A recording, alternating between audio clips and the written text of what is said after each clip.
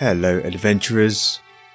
If you have a strong affinity with the Legend of Zelda series just as much as I do, especially with Ocarina of Time, then you've come to the right place. Also, if you're new to my channel, please consider leaving a like and subscribing for more content on Zelda or other video games that have made an impact on me.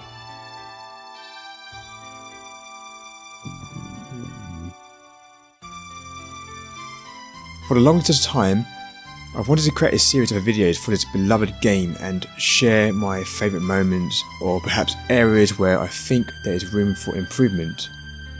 To celebrate its 25th anniversary at the time of this video, I think now deserves the perfect revisit of this legendary game. Sure, I still have wonderful memories from when I first and last played Ocarina of Time back in 1998 to 99 on the N64. But I think it'd also be interesting to see if I still have those same feelings that I experienced back when I was a younger lad. Regardless of flaws compared to the current generation of games, you cannot deny this game set a very strong precedent for the series going forward, and honestly I hold this game to an insanely high regard as it continues to remain to be one of my favourite games of all time. I vividly remember scrimping and saving weeks worth of my school lunch money just for this game, and it was worth every single penny. Now, in case you don't know what Ocarina of Time is about, I'll run through a quick synopsis in just a moment. And as per usual in my videos, I'll include some handy timestamps throughout, so feel free to navigate as you wish. Additionally, regarding the format or structure of these videos, I will first provide an overview of the current journey that briefly addresses the story, the visuals, gameplay and then the replay value. This would then follow up with a showcase of highlights or notable areas of improvement. I totally understand there is this 3DS version with some quality of life changes, but for the purpose of this video I am really just focusing on the 64 version in its own bubble, if you will, and highlighting any particularly weak or frustrating points that I might encounter during this experience of mine. It's all just a fun retro analysis at the end of the day. So with all that being said, grab a snack, pour yourself a long milk and relax with this first episode of The Legend of Zelda Ocarina of Time.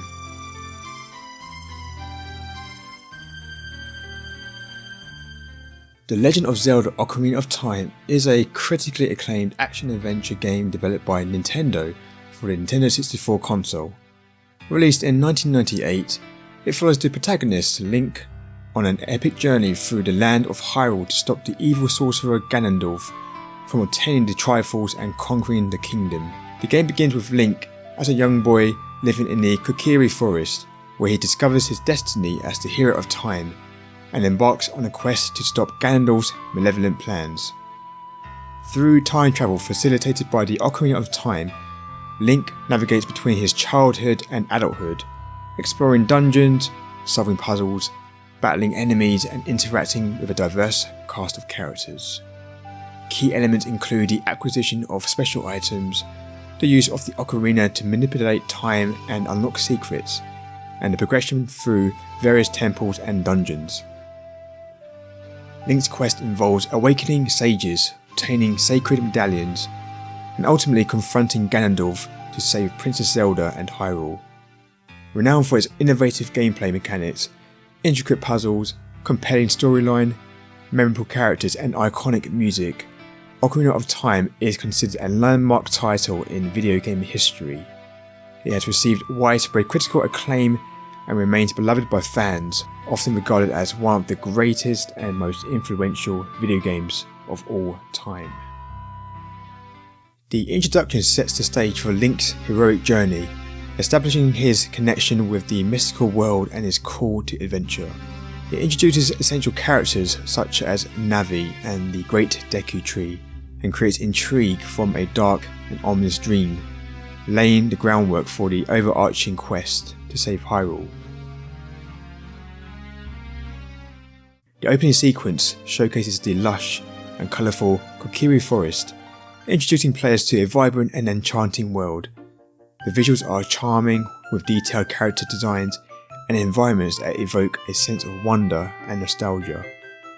The gameplay in the opening sequence is relatively straightforward, introducing players to basic movement, interacting with NPCs and collecting items. It acts as a gentle introduction to the game mechanics, allowing players to acclimate to controls and navigation. While the opening sequence might not hold much replay value in terms of gameplay, its nostalgic and sentimental value remains significant for fans of the game. However, it's not a segment players will repeatedly engage with for gameplay purposes. The story continues to unfold within the Deku Tree dungeon as Link delves into the tree's depths to confront the parasitic threat. Through atmospheric storytelling and environmental clues, players learn about the curse afflicting the tree, establishing a sense of urgency and purpose for Link's mission. The interior of the Deku Tree presents a darker and atmospheric environment, contrasting with the brightness of the forest.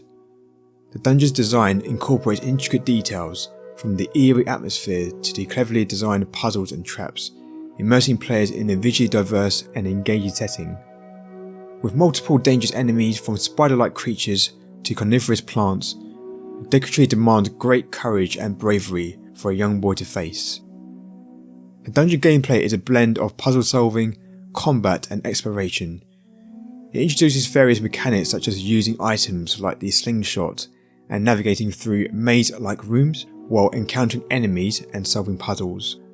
It serves as an effective tutorial for dungeon exploration and sets the tone for future challenges. The Deku Tree dungeon, despite being a mandatory part of the story, offers some replay value. Players might revisit it to speedrun, discover missed secrets, or experiment with different strategies, adding to the overall enjoyment and replayability of the game. The opening sequence and Deku Tree dungeon in Ocarina of Time serves as excellent introductory segments. They establish the game's visual charm, set the foundation for the narrative, introduce gameplay mechanics and provide a memorable experience that sets the stage for the epic adventure to come.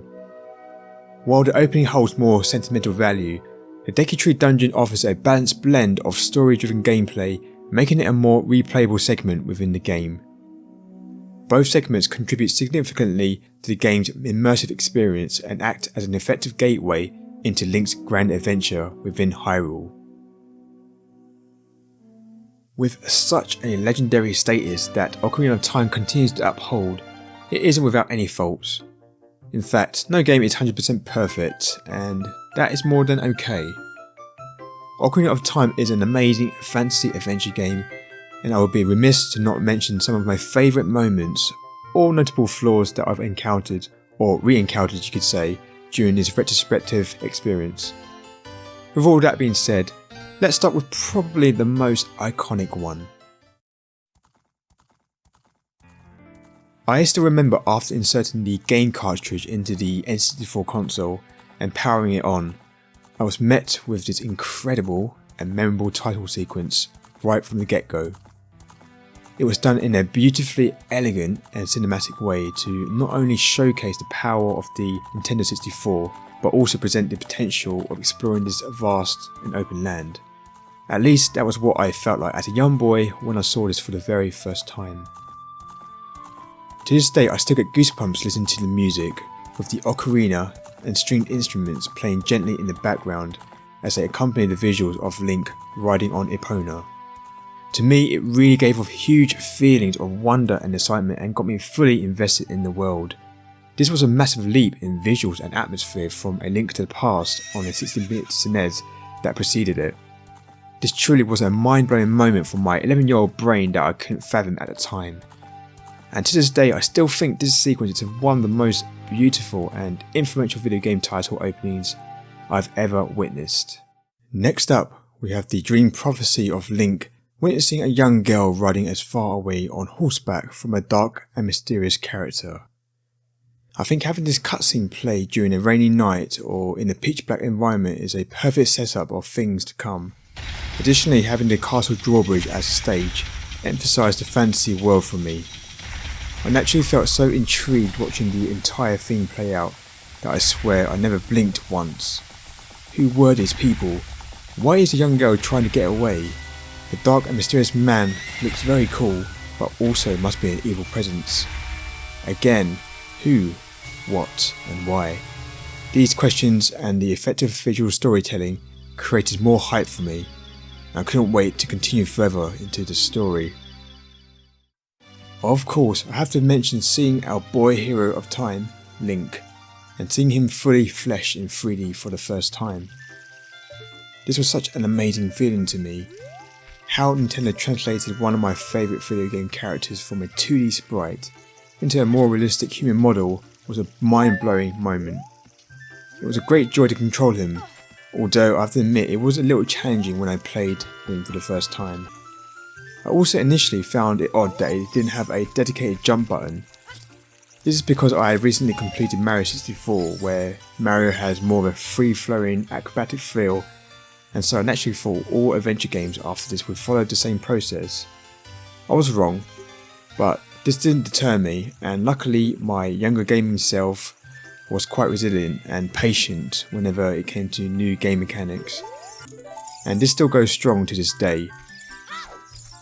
During this replay of Ocarina, the controls still feel fine to me. Of course there isn't quite so many frames of animation as Breath of the Wild, Tears of the Kingdom, but in all honesty it works very competently. I definitely appreciate Link being more mobile and able to perform backflips and side jumps as opposed to just basic 8-directional movements in Link to the Past. It's almost like an evolution or the idea of bringing the Rock's Feather item you obtain from Link's Awakening, allowing you to jump.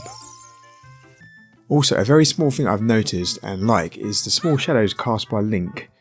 It's obviously not completely accurate, but it's enough to make him feel grounded to the world with just a hint of realism.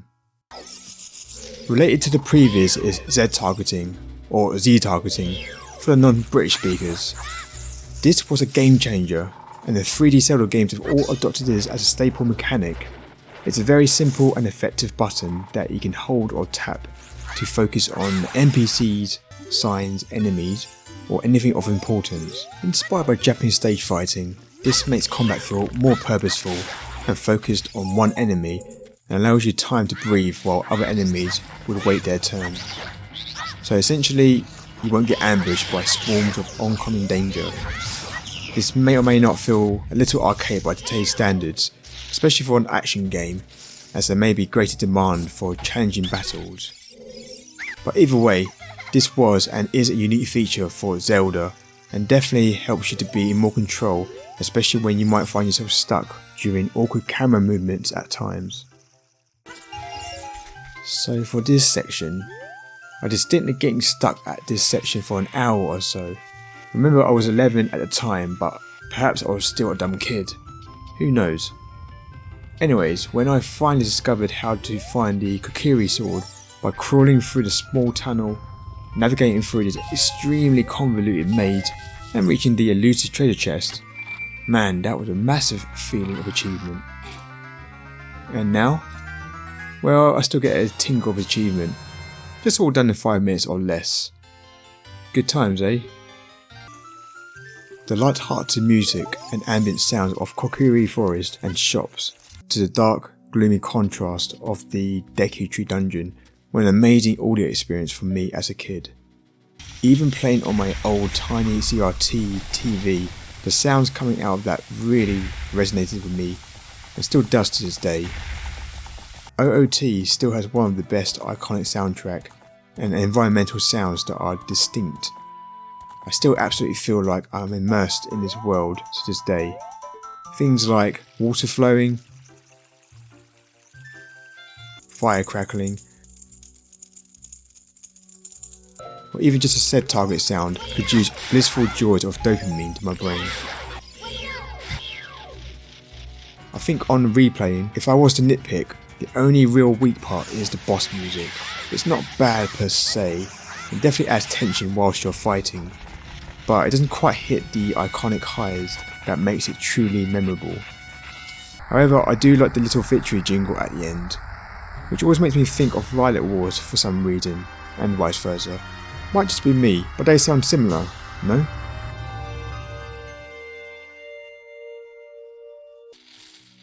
So number 6 ties into number 7 with the mother of all Gomas. It's Queen Goma. When I first saw this on my crappy TV, I swear I was playing a Zelda horror game. Also, having a bit of arachnophobia doesn't really help. But alas, the brave young Link must show courage and defeat the evil menaces of Hyrule. I remember Goma was tough on first encounter. I must have died a few times until I understood her weak spots. The best thing about Ocarina was discovering things yourself without any help, although very difficult at times. I did have a walkthrough to refer to in case I absolutely needed it in an emergency, which happened a lot. But I would generally just read little pieces of information before attempting the solution myself. I love Goma's design and general creepiness as the first boss. Also, I love the initial trigger to have you actually look up at her giant eye before the cutscene encounter. It's genuine moments like these that make Ocarina of Time very special, and there are a lot of them throughout the game. So the only downside to this fight is, once you know the secret to beating Goma, it's actually super quick and easy, but fun to speedrun if you're into that. Otherwise, the general atmosphere here is a superb introduction to the bosses of Ocarina. So those were some of my highlights, and honestly, I could have spent hours picking more areas in detail, but I didn't want to make this an overly long video. Overall, I am enjoying replaying Ocarina of Time again in such a long time. It's almost like a fresh breath of air, except it tastes very familiar once I breathe it in, and the experience becomes a sweet treat of gaming nostalgia. Hope you enjoyed this episode, and maybe you'll consider checking out Ocarina of Time yourself if you've never had a chance to. In the next part, we'll finally be departing our home and onto grander adventures to meet the Princess of Destiny at Hyrule Castle. And if you made it this far, grab another bottle of Long Long Milk. You deserve it. Also, thank you for watching, and consider liking and subscribing to show your support if you haven't done so.